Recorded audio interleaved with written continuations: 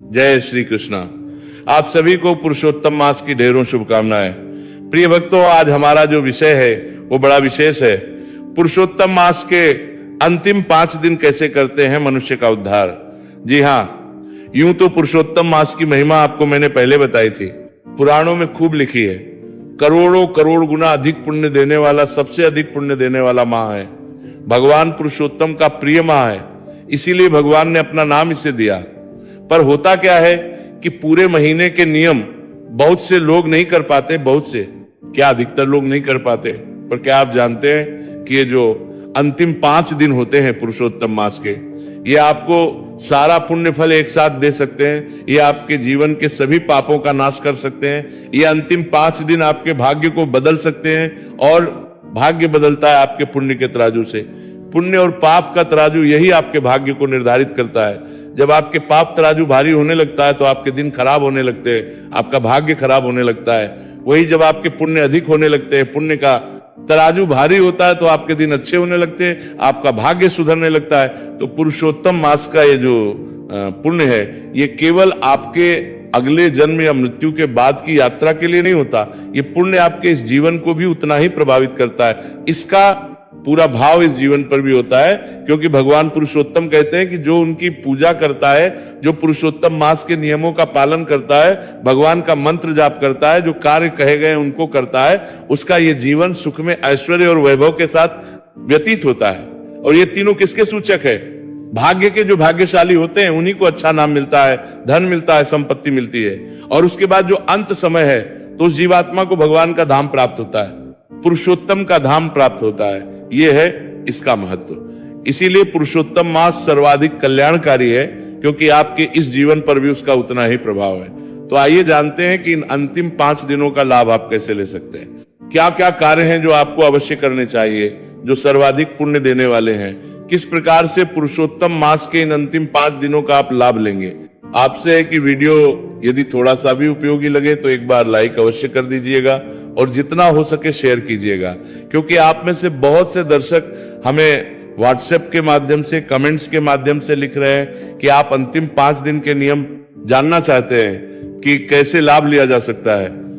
तो जितना हो सके अधिक से अधिक लोगों के साथ शेयर कीजिए वीडियो को, और चैनल पर नए हैं तो सब्सक्राइब करते जाइए, क्योंकि ये एक प्रतिष्ठित ज्योतिष संस्थान का चैनल है, जहां सभी जानकारी ज्योतिष शास्त्र और पर आधारित प्रदान की जाती है। भगवान पुरुषोत्तम का आशीर्वाद प्राप्त करने के लिए कमेंट बॉक्स में अवश्य लिखिए ओम नमो पुरुषोत्तम देवाय नमः या ओम नमो भगवते वासुदेवाय। जितना लिखेंगे उतना कल्याण होगा।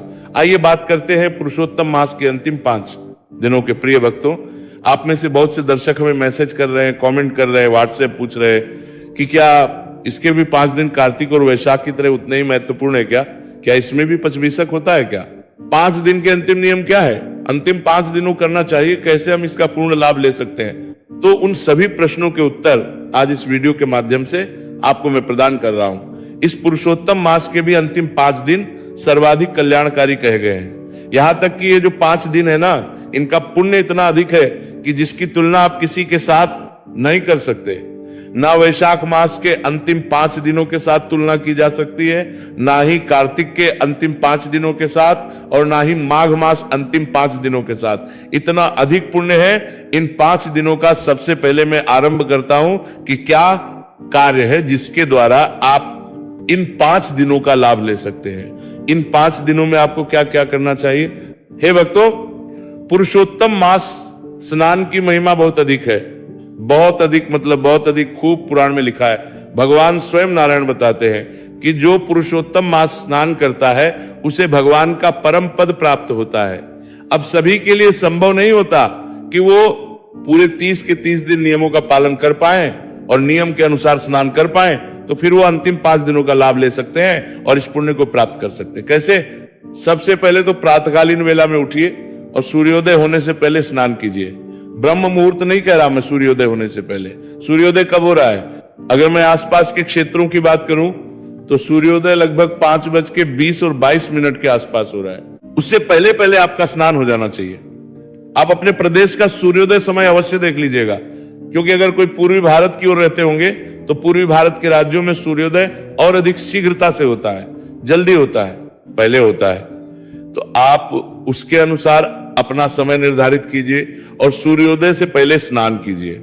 स्नान कैसे? देखिए, स्नान के लिए जो आपका नहाने का पात्र है ना, बाल्टी आदि, उसमें थोड़ा सा यदि आप गंगा जल डाल लें, बाल्टी को अच्छे से धोइए, थोड़ा सा गंगा जल उसमें डाल लीजिए, फिर उसमें जल भरिए और उत्तर दिशा की ओर मुख करके हर हर गंगे बोलते हुए स्नान कर लीजिए। यह स्नान सर्वाधिक कल्याणकारी है। अब जो गंगा जल का प्रयोग ना कर पाए, हो सकता है बहुत से लोगों के पास गंगा जल ना हो, तो कोई बात नहीं, सुबह जल से स्नान ही बहुत कल्याण कर देगा। सब मंत्र दान कीजिएगा, कुछ मंत्र बोलते हुए। मंत्र क्या? भगवान का नाम जपते रहिए। ओम नमो भगवते वासुदेवाय, ओम नमो नारायणाय पुरुषोत्तम देवाय, नमः पुरुषोत्तम देवाय, नमः पुरुषोत्तमाय नमः, हर हर गंगे, जो भी बोल सके ये मंत्र बोलते हुए स्नान कीजिए। ये स्नान सर्वाधिक सर्वाधिक पुण्य देने वाला है। और यदि आप इन 5 दिनों में कहीं बाहर स्नान के लिए जा सकें, गंगा स्नान के लिए प्रयागराज जा सके या किसी और संगम जा सके तो बहुत उत्तम है, नहीं जा पाए तो घर पर स्नान कीजिए, पर ये 5 दिन का स्नान अवश्य कीजिएगा। ये 5 दिन का स्नान भी आपका उद्धार कर देगा। इसके बाद भगवान का महात्म्य सुनिए।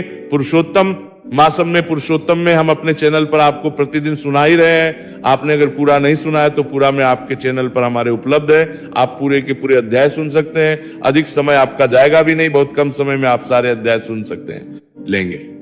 अंतिम 5 दिनों का महत्व है तो आपको अवश्य सुनना ही चाहिए। पुरुषोत्तम मास महात्म्य और स्नान ये प्रातः कालीन कार्य है। तदोपरांत आप सूर्य देव को जल दीजिए, क्योंकि तब तक सूर्य देव उदित हो चुके होंगे। 5 दिनों में, अंतिम 5 दिनों में सूर्य को जल अवश्य दीजिएगा। रविवार का दिन छोड़ के बाकी सभी दिनों पर आपको माता तुलसी को जल देना है। द्वादशी के दिन ध्यान रखिएगा, लेकिन क्योंकि गलती से यदि द्वादशी को आप जल दे रहे हैं और तुलसी पत्र टूट गया तो उसका पाप बहुत अधिक है, और जिस दिन का अधिक पुण्य होता है उतना ही अधिक पाप भी होता है। तो द्वादशी के दिन तुलसी में जल ना दीजिएगा, बाकी सभी दिनों में आप जल दीजिए, तुलसी माता की पूजा कीजिए। अंतिम 5 दिनों में तुलसी पूजन परम कल्याणकारी है। पहले माता को जल दीजिए, जल देने के बाद तिलक कीजिए, रोली कुमकुम आदि से अक्षत अर्पित कीजिए। वस्त्र के रूप में चुनरी है तो चुनरी उड़ा दीजिए, अन्यथा मौली का एक टुकड़ा तोड़ के अर्पित कर दीजिए। धूप दिखाइए, आरती उतारिए। इस प्रकार से तुलसी माता का पूजन अंतिम 5 दिनों में आपको अवश्य करना है, पर द्वादशी आएगी इसमें। दिन के रविवार के विषय में तो मैं जानकारी नहीं दे पा रहा हूं अभी कि रविवार आएगा कि नहीं आएगा अंतिम 5 दिनों में, पर द्वादशी अवश्य आएगी। तो द्वादशी के दिन आपको सावधान रहना है। द्वादशी को आप पूजन ना करें माता तुलसी का, क्योंकि इस दिन पत्र टूटने का बड़ा पाप है, भीषण पाप है, जो मां सीता को भी लगा था। इसके विषय में मैंने पहले एक वीडियो अपलोड किया था, तो उसको आप अगर नहीं देखा है तो कैसे माता सीता को अनजाने में उनसे द्वादशी को तुलसी पूजन करते समय पत्र टूट गया और उसका घोर पाप लगा, तुलसी पूजन करना है। इसके बाद भगवान नारायण की सेवा, भगवान नारायण का पूजन। अंतिम 5 दिनों में आप भगवान शालिग्राम को स्नान कराइए। केवल जल से भी स्नान करा लेंगे तो वो भी उद्धार करने वाला है। भगवान को जल से स्नान कराएं, वस्त्र के रूप में अर्पित करें, तिलक लगाएं, अक्षत अर्पित करें, तुलसी पत्र अवश्य चढ़ाइएगा भगवान शालिग्राम को। फिर पुष्प आदि अर्पित करके और धूप दीप दिखाइए और भगवान को भोग प्रसाद अर्पित कीजिए।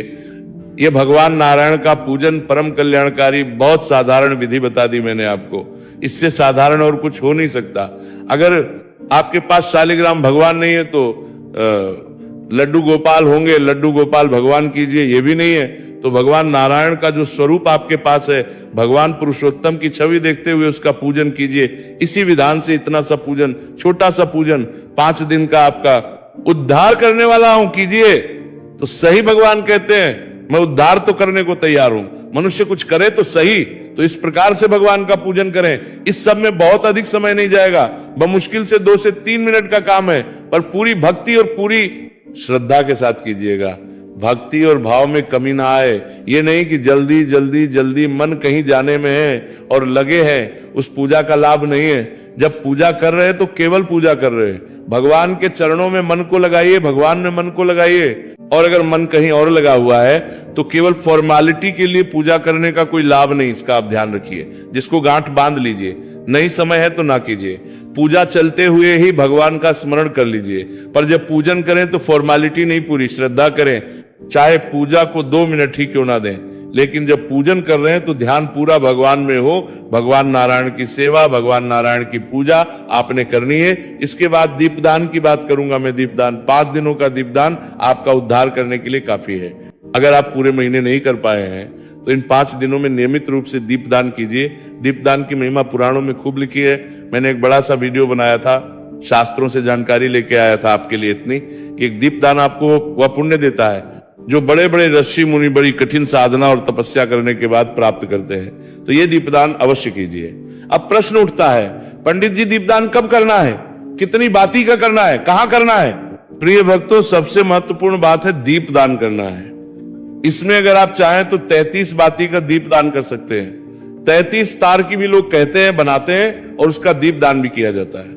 कच्चा सूत लेते हैं, उसको 33 बार लपेट लेते हैं, उसकी बत्ती बनाते हैं और ऐसी 33 बाती बना के उसका दीपदान करते हैं। आप में से अधिकतर लोग जानते होंगे, पहले मैंने एक वीडियो बनाया था, उसमें विस्तार से समझाया भी था। तो 33 तार इंटू 33 का अभिप्राय हो जाता है लगभग 990 दिन। इतने दिनों के बाद दोबारा पुरुषोत्तम मास आ जाता है। तो पूरे जब तक इस पुरुषोत्तम मास से और अगले पुरुषोत्तम मास का प्रत्येक दिन की एक बाती आप प्रज्वलित कर रहे हैं, ये मान के चलिए। इसलिए 33 तार के 33 बाती का नियम इस समाज में प्रचलित हुआ कि आप एक ही महीने में या एक ही बार में इतनी बत्तियां जला देंगे तो ये आपको पूरे पुरुषोत्तम मास से अगले पुरुषोत्तम मास तक दीपदान करने का पुण्य प्रदान कर देगा। ये इसके पीछे कारण है 33 तार के 33 बाती के पीछे। अब मैं बताऊं आपको कि अगर आप 33 तार की 33 बातें ना कर पाए तो दुखी होने की आवश्यकता नहीं, परेशान होने की आवश्यकता नहीं है। केवल आप एक बत्ती का दीपदान भी यदि कर देंगे तो एक बत्ती का दीपदान भी परम कल्याण करेगा। केवल एक, अब आप इसमें पूछिए खड़ी बत्ती, लंबी बत्ती या गोल बत्ती, तो उसमें कोई तथ्य नहीं है। आप केवल बत्ती जलाइए, दो खड़ी हो, लंबी हो, आड़ी हो, गोल हो, जैसी मर्जी हो। आपने ज्योत जलानी है, दीपक जलाना है, दीप जलाना है, जैसी मर्जी बत्ती का प्रयोग कीजिए। शास्त्रों में इसको लेके कोई अंतर नहीं किया गया है। भगवान के नाम का दीप प्रज्वलित करना है, यह महत्वपूर्ण है। तो एक बत्ती का दीपक बनाइए, पुरुषोत्तम के सामने प्रतिदिन शयन काल को प्रज्वलित कीजिए। भगवान पुरुषोत्तम से भी प्राय है। जो भी भगवान नारायण की प्रतिमा या स्वरूप आपके घर में है उनके सामने प्रज्वलित कीजिए, एक दीपक जला दीजिए। 5 दिन प्रतिदिन एक एक दीपक जलाइए। ये पूरे 5 दिन का अखंड दीपक प्रज्वलित कर दीजिए, एक के साथ प्रज्वलित कीजिए और अखंड जलने दीजिए उसको। अब अखंड से अभिप्राय बहुत से लोग डर जाते हैं, पंडित जी अखंड तो फिर इतना ध्यान कैसे रखेंगे? अरे अखंड का अभिप्राय है जो दीर्घ काल तक जले, तो खूब सारा घी भर दीजिए।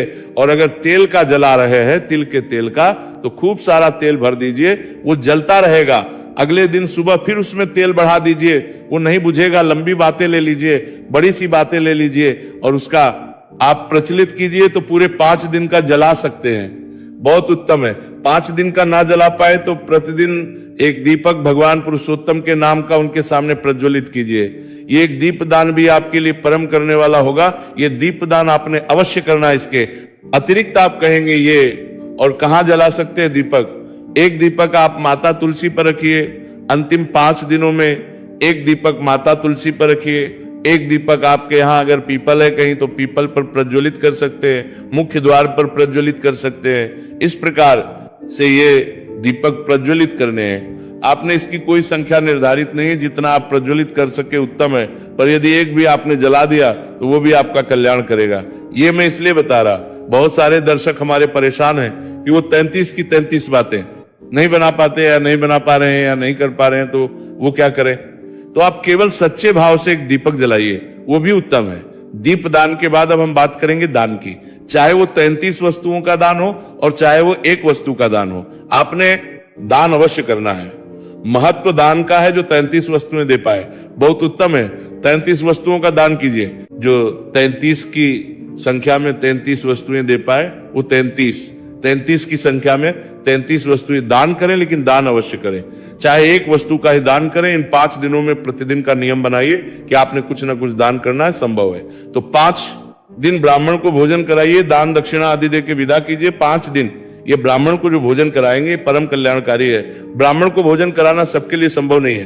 5 दिन कोई बात नहीं, आप सूखा खाना मंदिर में दे दीजिए। किसी ब्राह्मण को 5 दिन लगातार कोई भी वस्तु का दान दीजिए। आप 5 दिन ज्यादा कुछ नहीं, दक्षिणा ही दीजिए। पर इन 5 दिनों का नियम रखिए कि आपने कुछ ना कुछ दान अवश्य करना है। कुछ ना कर पाए गाय माता को, रोटी तो खिला सकते हैं, प्रतिदिन की 1 रोटी गाय माता को खिलाइए, चारा खिलाइए। पक्षियों को दाना डालिए, पक्षियों को प्रतिदिन 5 दिन दाना डालिए, चींटियों को आटा डालिए। पर लोग करते कब है? वो जब कोई संकट आता है, फिर पंडित जी उपाय बताएंगे, तब पक्षियों को दाना डालना शुरू करेंगे, चींटियों को आटा डालना शुरू करेंगे। अरे नहीं ना, ये दिन है महत्वपूर्ण, इन 5 दिनों का लाभ लीजिए ना, आपको आगे आवश्यकता ही नहीं पड़ेगी। ऐसे उपाय करने की इन 5 दिनों में कुछ ना कुछ आपने अवश्य दान करना है।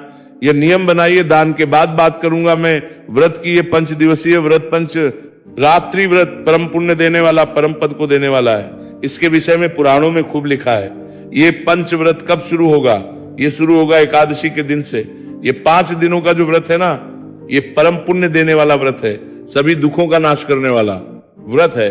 जो मनुष्य इस 5 दिवसीय व्रत को करता है, उसके सभी पातक कट जाते हैं, सभी संकट दूर हो जाते हैं। भगवान नारायण का, भगवान विष्णु का आशीर्वाद प्राप्त होता है और भगवान विष्णु के धाम की उसको प्राप्ति होती है। वह भगवान के धाम जाके जन्म मरण के चक्र से छूट जाता है, ऐसा पुराण बताते हैं। ये 5 दिन का व्रत आपने करना है, जिसकी शुरुआत एकादशी तिथि से होगी। एकादशी के दिन आप फलाहार कीजिए, क्योंकि आपका एकादशी का व्रत भी होगा, तो फलाहार लीजिए। उसके बाद द्वादशी को सुबह जल के द्वारा आप पारण करती था लीजिए। मैं पारण के वीडियो में बताऊंगा कि जो 5 दिवसीय व्रत कर रहे हैं उनको पारण कैसे करना है। और उसके बाद आप अन्न के साथ भी इस व्रत को कर सकते हैं कि प्रतिदिन केवल 1 वक्त का भोजन करेंगे, और आप चाहे तो पूरे 5 दिन फलाहार के द्वारा कर सकते हैं।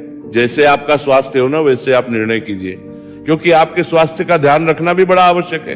ध्यान दीजिएगा, दवाई आदि लेने में कोई दोष नहीं है। गोली दवाई अगर कोई चल रही है आपकी, आप ले सकते हैं। ये 5 दिवसीय व्रत है जो आपको पूरे माह का पुण्य देने का।